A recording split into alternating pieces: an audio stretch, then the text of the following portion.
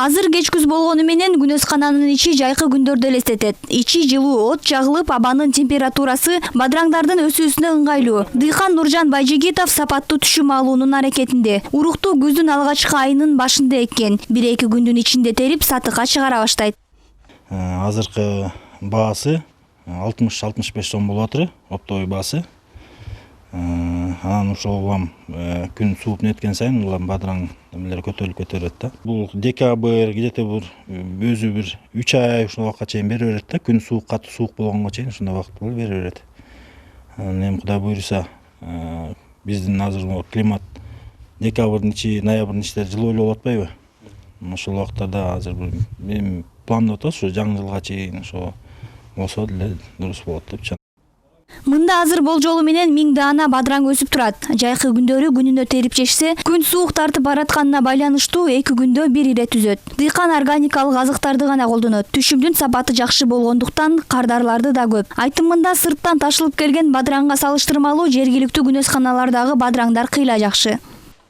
Башка немелерге караганда бул бадыраң биз өзүнүн вкус жагынан эле көрсөңүз, даам жагынан берки сырттан келген бадыраңдарга караганда айырмасы билинип турат. Анан еще алардын сырткы түзүлүү эмеси, мына товарный вид бул экөөнүн салыштырганда сразу эле билинип калат да.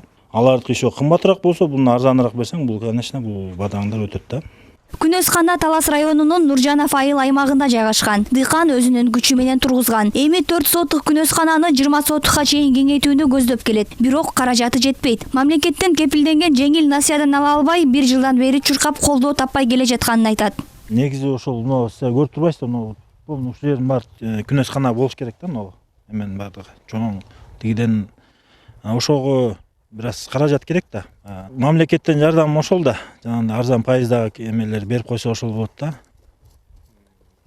Анан барсаң эле жана кредиторлор немелер андай күнөскана иштеткенге азыр көп берилбейт деп ушундай берет да. Анан жаңы иштеткендерге балким может ошондо анан мындай кичине опыты барлар мындай иштеп жүргөндөргө берсе жакшы эле болмок да. Анан ушундай эме кылыша берет да булар. Бүгүнкү күндө облус аймагында мындай шартта ишке кирген чакан күнөсканалар ар бир райондо бар. Көбүнчө помидор, бадыраң өстүрүлөт. Ыгын тапкандар жыл бою 3 ирет түшүм алып, жергиликтүү дүкөндөргө сатыкка чыгарып келишет. Акмөр Нурдинова, Кайнар Ормонов, ЛТР, Талас облусу.